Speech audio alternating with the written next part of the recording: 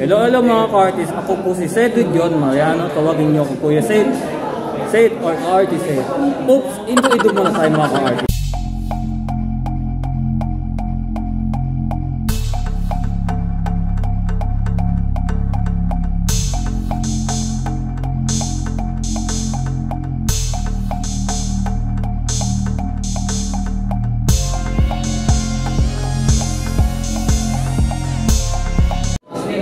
Hello mga ka-artist, ako po si Kuya Cedric John Mariano, tawagin niyo ako Kuya Seth.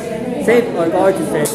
Pag-uusapan natin ay huwag natin kalimutan like, share, and subscribe sa aking YouTube channel para bago natin pag-uusapan natin yung topic na to or pagbigay natin yung drawing kay Gwen Conyer or ng Miss Youth World Philippines 2022. Mga Q&A at iba pang good vibes. Tara, let's go mga ka-artist.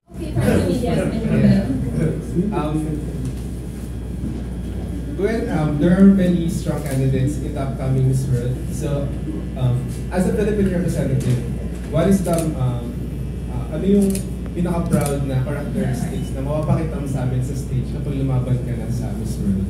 Well, being a Filipina is already something I'm proud about, and representing the entire country on the stage is something that I'm very excited to do. Hi, Kuya LJ! So hello. And I think the fusion of Filipino culture, I think my talent portion is the one I'm really excited about. I will be singing and playing the piano, and I'm sure that the Philippines, we all love singing, we all love music, and that's something I want to share to the world. Also, my love for my advocacy and education. Since you won and until right now. So I created a project called Bridge the Gap for the Future, and that's a project in collaboration with Erda Foundation. We have raised funds through selling t-shirts, through selling caps, and thanks to my team, we've really advertised it everywhere. I've done hosting jobs in exchange for school supplies, in exchange for help, monetary help for the construction of the Learning Hub.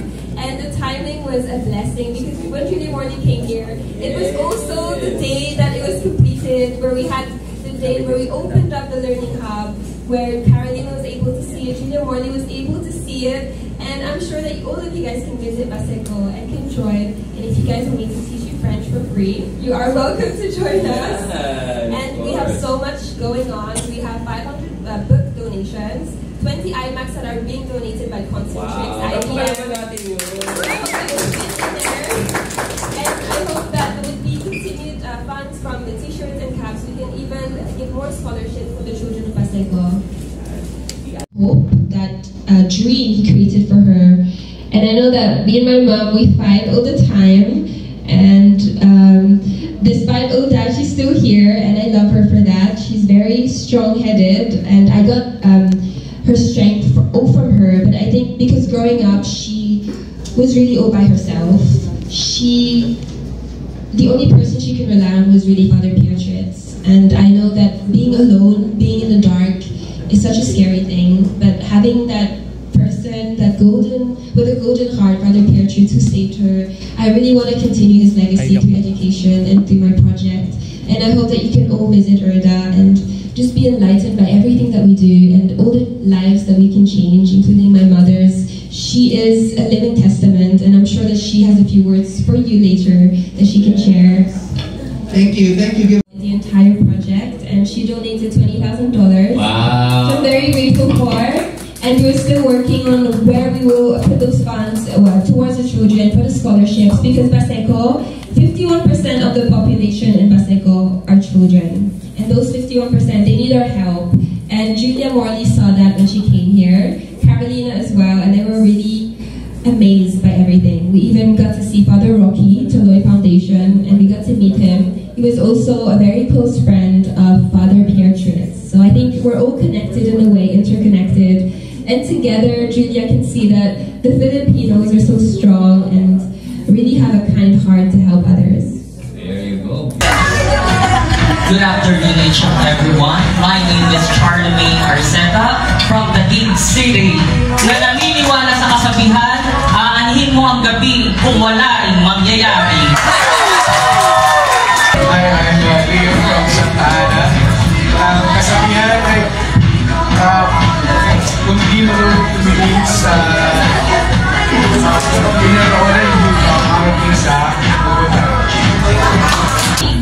po si Cedric John Mariano, taga Malati, Manila. I'm sa mga tao may kabansahan, kahit may kulang, pero kasabihan walang imposible. At may imposible pala, kahit hindi kompleto, kaya nilang ang disability ay naging disability. Thank you. My thoughts is, it's okay to fail and try again hundreds of times, rather than sitting in your couch and not trying at all. Thanks for the best. Mabuhay! From Bacolod, this is Miss World 2023, Philippines!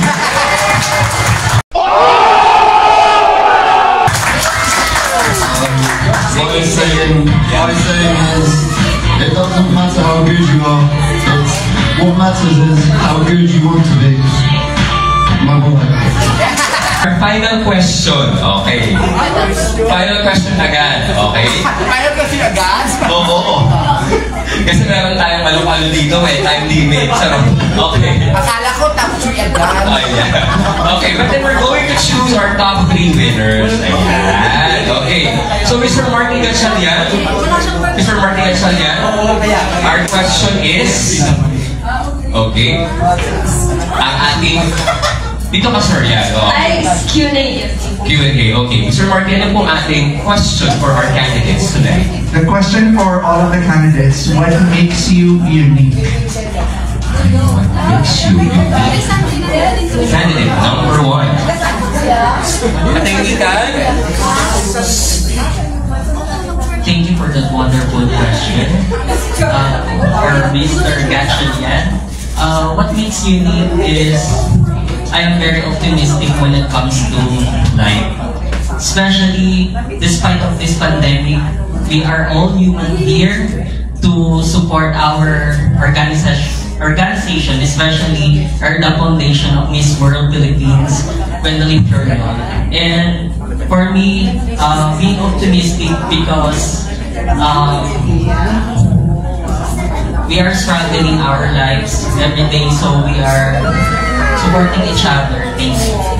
Wala pa kayo natin sa dito pa. Candidate number 2, can you step on to this part of the stage? Ayan. Same question po. Wala kayo ka-headphones or budget. Okay, sir, same question. What makes you unique? What makes me unique? Because for me, on my own, I am a special person. I'm doing my best to live alone because I have a disability, and through that disability is that hindering me to cope up with everyday work. That makes me special. Thank you, sir. That's this part of the stage. Sir, dalawa po tayo. Same question po. Pero hindi mo narinig, ano? What makes you unique? Sa akin, tungkol sa unique, noong nung panahon ng pandemic, marami na mga batang may talento tungkol sa pag-arts, pag-drawing. Karamihan hindi sa pag-art dahil sa mga nag-tuition fee at di kaya, tsaka sakit sa bulsa.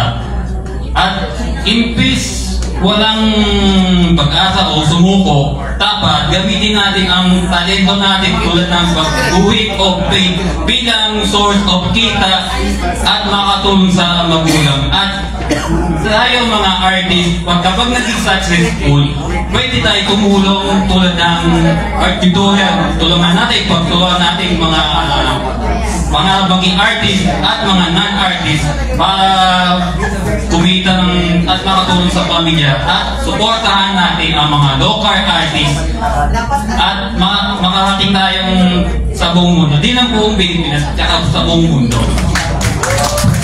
Thank you, sir.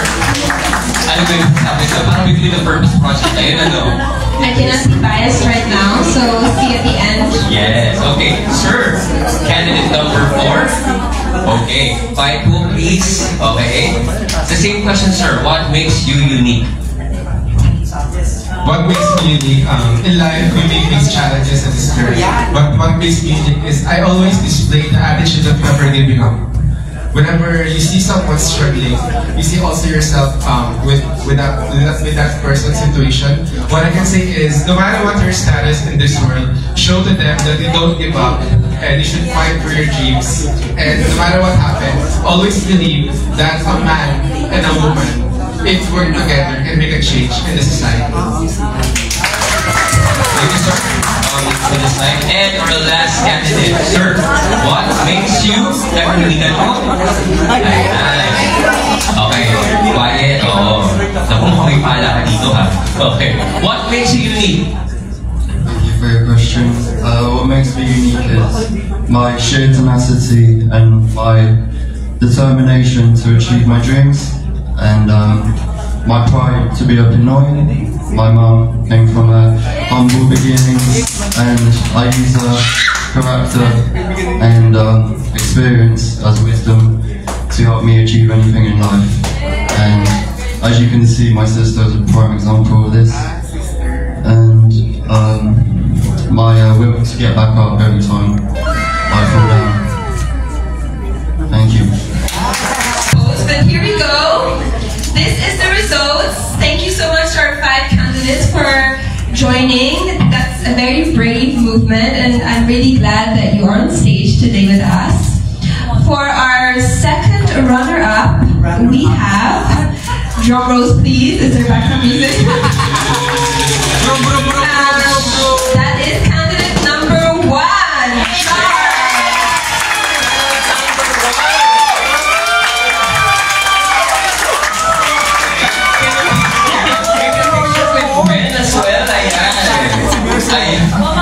Grabe, oh. Nagwagi ang ating pa-outfit for today's dinner. Sino ba designer mo? Can you tell us? Ganda. Wow! Paano natin appreciate the design? Oo, kasi That's really unique. My partner, Rocky Hell, yung masterpiece. Shout out to Rafi and our beautiful mono. Amazing work there. I love it. The design is really unique. Very much. Thank you so much. Are you ready to announce our first runner-up? Are you ready? That's the question. Are they ready? So, the first runner-up, everyone, drum roll again, is candidate number 5, Yancy Julio. Ganda ko. Hindi ba itong comfort advantage na? Okay, picture with Gwen. Okay. Ayan. Okay. So siguro dapat maghawak-hawak kayo ng kamay na Oo. Yes, the circle of life, let's do it. Hawak-hawak kayo yan. Lilipat kayo pataas eh. Hawak-hawak ka naman! When we are ready. Are you guys ready? Are you guys ready? We're excited, guys. So our winner of Mr. World 2023, sorry to Kirk Bonda, he's not here, we're replacing him, is candidate number, drum roll everyone, candidate number 4.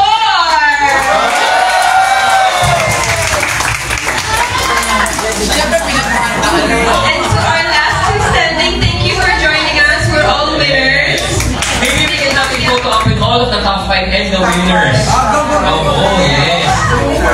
Grabe. Pero everyone is equally deserving of a spot. Ayan. Maybe we can be in the middle. Ayan.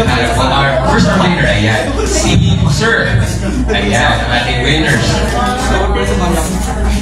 Ayan. Ayan. Thank you guys. It's the end of our, it wasn't a 6-hour coronation this time. It was a 30 minutes coronation. Thank you to all our winners. Sige, photo up muna with our candidates.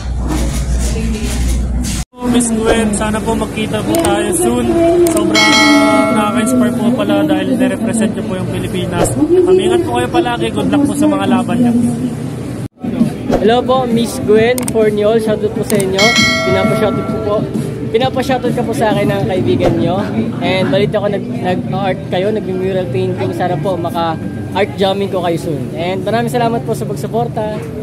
hindi ko po expect, ibibigay ko pong drawing kay Queen Gwen Ponyo. Isa pong Beauty Queen Miss World Philippines, nag-represent ating bansa. Bukod sa pagiging Beauty Queen, isa rin po mural artist. Ang napagaling mo. Paano mo nagawa mo sa pag-paint sa mga wall po?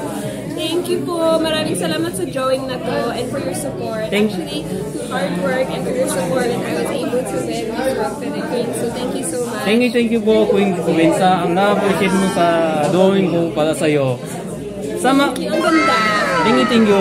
Sa mga dalawang sikat vlogger nagbate sa'yo, si Guhay Chess, tsaka si Adam Alejo. Sa dalawang pinakasikat vlogger, nagbate sa'yo pinang-suporta. Anong mensahe mo sa kanila dalawa? Gusto ko lang magsabi na maraming salamat po kasi dahil sikat po kayo, successful kayo, you're still supporting other Filipinos to make the Philippines really proud. So thank you so much. Thank you. Anong mensahe mo sa mga fans sa darating ng Miss World next year po? Thank you to all my fans for supporting me. It means a lot to me and to you especially. And tingnan mo yung ang ganda, grabe. Hindi ako marunong mag-drawing or sumayaw, pero I really appreciate your talent and your skills. So thank you so much to all my fans for being here for the love. Thank you. See you on next vlog. Maraming salamat mo sa mga ka-artist at sa mga budget. But see you on next vlog. Maraming salamat po. Thank you. God bless mga artists.